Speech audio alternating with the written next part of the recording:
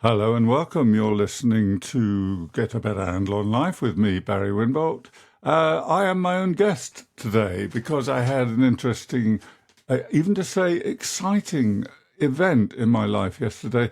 It could have been the terminating event of my life, I believed at the time. Turned out not to be quite that bad, but I thought I'd put out a quick podcast about it, and in this case a video cast as well, because I learnt a lot. As you'll see, I'm not a spring chicken, and I had a stroke yesterday morning in very amusing and entertaining circumstances. And the great thing about it was, apart from the fact that I came through it okay, is that I was able to observe what was happening while it was happening. And I meant to check the statistics before I switched record this morning, but I haven't done it. But I do know that strokes can happen to people at any age. So if you're a millennial or younger and you're thinking, yeah, well, strokes are for old people, which is kind of what I thought, I don't need to bother. I don't need to look out for the warning signs and all that. So a number of things came out of this for me yesterday. One, it was a very entertaining exercise, as it turned out, though scary at the time. I deal with scary pretty well. But I did get very tired immediately after. I won't keep you in suspense much longer. I'll tell you what happened. And then I spent the rest of the day being looked at, treated excellently, I have to say. And if you're in the NHS in the UK National Health Service gets a lot of stick. Don't believe it, because those guys are great. They're doing a brilliant job. And a lot of what you hear through the media is, frankly, scaremongering. Although based in truth, if you use the wrong truth selectively, it becomes the new truth and it stamps everything else out. So the prevailing message in the UK at the moment is the NHS is broken and we don't have a health service and we can't get hold of a doctor, like many countries at the moment. Now, while all of those things may be true, if you use the system correctly, in my experience on several occasions, and that of my wife, incidentally, then you won't be disappointed. But things have changed. Yeah, you can't pick up the phone and get your doctor running round to your house immediately or even get an appointment immediately. They told me 2 weeks just to get a telephone call.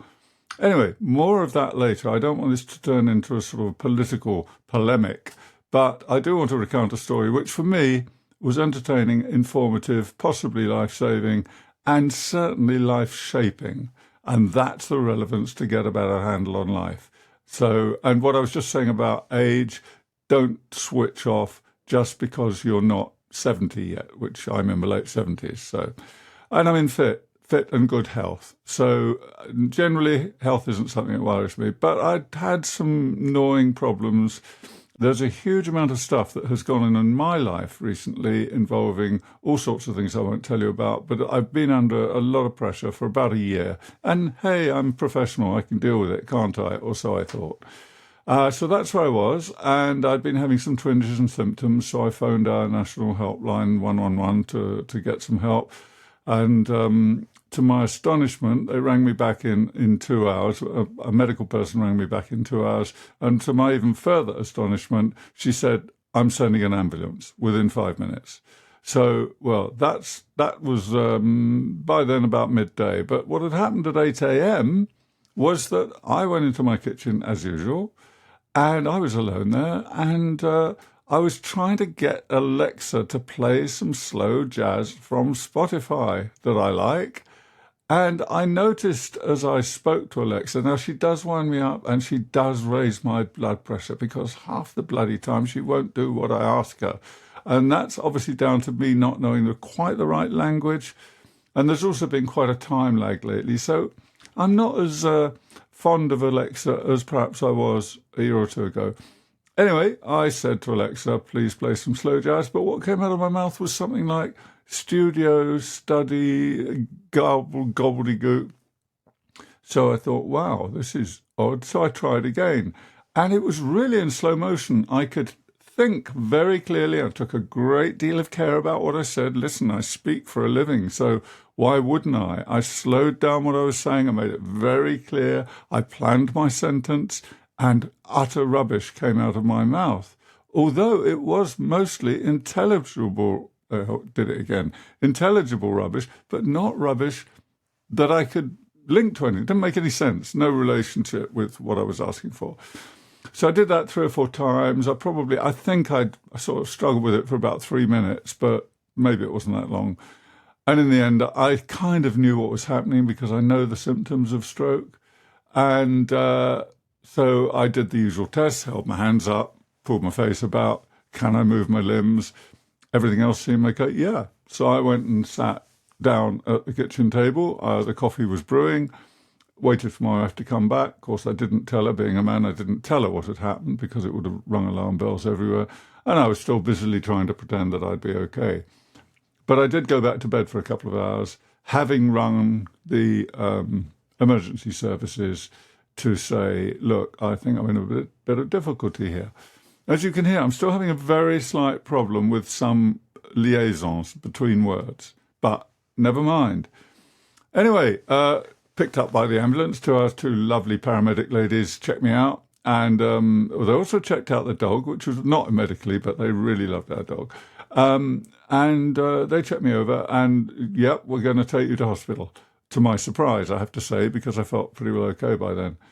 But my blood pressure was very high, and I never look into these things. I just figure I'm all right.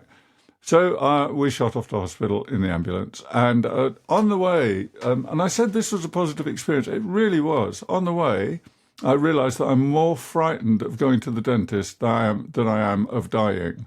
Because people die in ambulances from strokes, unfortunately, sometimes, I have heard. Now, that may be apocryphal, but that was my belief. So we're queuing in traffic, and the paramedic says to me, the one who was accompanying me, how's the headache now? I did have a slight headache up here, and I don't think I had any other symptoms visible or that I was aware of at that time, but my blood pressure was very high. And so she said, how's the headache? And I said, well, it was all right till you asked me, and it came back. And then I got to worrying a bit more and thinking about it. Now, I'm not naturally a worrier in the way that but I had a 20-minute drive to hospital. I had plenty of time to reflect on my own mortality. And seriously, it was a learning experience for me, because if I'd have snuffed it, well, what would I have known about it? I'd have been dead. Now, I could have been maimed or injured as well, or shall we say incapacitated in some way. I know strokes are very serious, but I also know if we get to them quickly, then there is a better chance of recovery. Now, as it turned out, I'll put you out of suspense, a little bit of a spoiler, it was a stroke, but it wasn't the sort of stroke that does all that damage. But nobody knew that at that time. And they treated me like I was made of meringue or fragile glass. They treated me very well, but obviously they were more cautious than I felt. They were taking it very seriously. They took my blood pressure again before I got out of the ambulance and walked into the hospital. And I saw a worried glance and a nod pass between the 2 attendants. So I was taken in. 15 minutes later, I was in triage being sorted out. Now, if you live in the UK, please pay attention to this. 15 minutes in A&E. And I counted. There were about 28 people at that time. 15 minutes later, I was in triage. Sadly, I had to tell my whole story over again, which is an IT problem, which is a bit annoying. So that put my blood pressure up. But charming lady took my history, took my blood pressure, same result, very high. Okay, on to the next stage, which happened to be bloods, took all my bloods. And then the lady called me back, took an ECG. Now, listen what's happening here. I'm 77 years old. I'm getting a complete rundown, which is exactly what I wanted. Shame I had to report a stroke to get it, but I was chuffed to bits with this. I was very pleased because we need checking over now and again when you get to my age, I figure. Good sense. So there I am. We're now, maybe 20, 30, 45 minutes into my presence in the hospital. So I'd had all 3 tests already. And then off for a CT scan. So another 15-minute wait, CT. 2 great guys shut me in this tunnel, whiz me about a bit. I'm out. I've been CT scanned. I guess it took 3 or 4 minutes. They told me 3 minutes, but it didn't seem like that long. But start to finish, including walking there and walking back to A&E, that probably took certainly less than 10 minutes. So I'm back in A&E, waiting yet again for a doctor, and then I fell on my feet. I was very lucky. She did all the tests for pulling me about, limbs, arms, legs and stuff, made sure I hadn't had a stroke. She also was very concerned about my blood pressure, rightly, apparently. And so, a whole list of rundowns, things were done, discussions were had, consultations elsewhere with other doctors, apparently. Cut a long story short, the CT scan came back and the bloods came back, and it turned out I'd had what was called a TIA, which is also called a mini stroke, and it's not really a full stroke in that nothing's broken. The artery swells up, apparently. This is my layman's knowledge, and it sort of shoves brain tissue about, and so the connections get messed up. So it mimics a full stroke behaviour, I guess you'd say. Notwithstanding, she was very serious about how serious it is and that I should take it as a warning, and booted me out, I'd been there 3 hours, start to finish, accident emergency in the UK, NHS. I'd had something like 5 tests, as thorough as you can get. I've been put on a register to be called back early next week because I'm now in a certain risk category, which suits me fine because it gets me the attention. And obviously, if I'm in a risk category, I need to change something. So it's good to have the advice, isn't it? So this is why I say overall it's a positive experience, because there was more learning in it for me than there was anything else. And I'm really pleased on a number of counts. But I'm making this podcast now because I think it's important stuff to know. Here are some learnings that came out of it for me. 1, take health seriously, particularly if you are a man, because we're known to bury things. And I didn't bury it in a sort of a total denial sort of way. I knew something was going on, but I figured I could sort it out myself. Now, I'm a therapist, of course, and I've worked with people for over 30 years with high degrees of stress. And this is now me. I didn't know that yesterday morning at this time. I do know it now. I know I have to change something and take care. But the interesting thing about us, because I'll put myself in that group now, is that we're typically people who feel we can achieve things. Typically, we put high demands on ourselves, and typically we think if we push a bit harder, we can sort out pretty well any problem. Does that suit you? Does that match you? Because pretty well every client I've seen in a 30-year career who is dealing with stress in a serious way had that sort of mindset and felt that to ask for help or to do anything about it or to recognize the symptoms was somehow inconvenient or didn't reflect well on them. And just do a bit more. Just do this. Just do that. It always involved doing more. It never involved just switching off and doing less. And that's what I've learned I've got to do. And that is a big step for me, because I work pretty well in my mind, pretty well 24/7. And I do not know what it means to sit down and just read a book, say. I have to have a reason to be reading a book. I'm traveling or I'm sitting in A&E. I got through a good book yesterday, by the way. It's another thing I gained from it. So lesson number 1, take your health seriously. Yes, of course, sounds obvious, but if you're 20, 30, 40, don't wait till you're 50 or 60 and eat crap food all your life and live a crap lifestyle and drink too much alcohol, particularly binge drinking, and do all that stuff and smoke and drink, as I did when I was younger. And I'm not saying that's the cause, because I stopped excess a long time ago and I lead a very healthy lifestyle. But don't ignore it. Don't think that stroke or any other ailment, by the way, is an ailment of old age. Care for yourself now, because we're bombarded with good advice, and it's good advice for a reason. So don't think you're doing it if you're not doing it. That was one lesson that came out of it for me. The other lesson was that I'm not afraid of dying, though I don't want to, clearly, but I'm more afraid of the dentist than I am of dying. And I like the dentist. I don't worry about going to the dentist unduly, but if you gave me the choice of going to the dentist or dying, well, I guess I'd choose the dentist, wouldn't I? But the actual sense of fear I feel when I think it is imminent, that's what I'm talking about. I'm more nervous at the dentist. If somebody told me I had to die in an hour, I'd probably spend it with my wife and my dog. But I might not, might choose to walk along the beach. But I'm not scared of it, because it's going to happen, isn't it? It happens to us all. So that was the second thing. And the third thing that I cannot champion enough is the work done by the health staff, the healthcare staff in any country for that matter, They are such committed people and they are such brilliant people.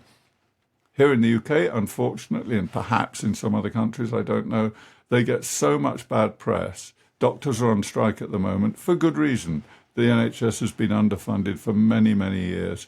And I worked, by the way, as a volunteer during the pandemic with healthcare workers as a volunteer therapist. And I heard the stories, or some of the stories, and I know what destructiveness is brought, how destructive it is for a person to work in a value-driven occupation, i.e. medicine in this case, but it could be psychology, it could be teaching, it could be anything else where you have kind of a big ethical component in your work, and then the system you work in won't let you fulfill your value-based obligations, if you like, if I can put it that way. Now, what do I mean by value-based obligations? Well, if we do something that is incongruent, inconsistent with our values, it does us harm. Gosh, this is turning into a bit of a platform issue, isn't it? Sorry about that. Anyway, look, take care of your health. Praise and protect and support your healthcare system and the people in it because they desperately need our support. Wherever you are in the world, there aren't enough doctors, there aren't enough nurses. But another big part of the equation is look after yourself because they're not responsible for your health, you are. And if you look after yourself well, you'll be less likely to wind up with them. And if you do wind up with them, do what you're told and take extra care of yourself and you'll have a long and prosperous life, I hope.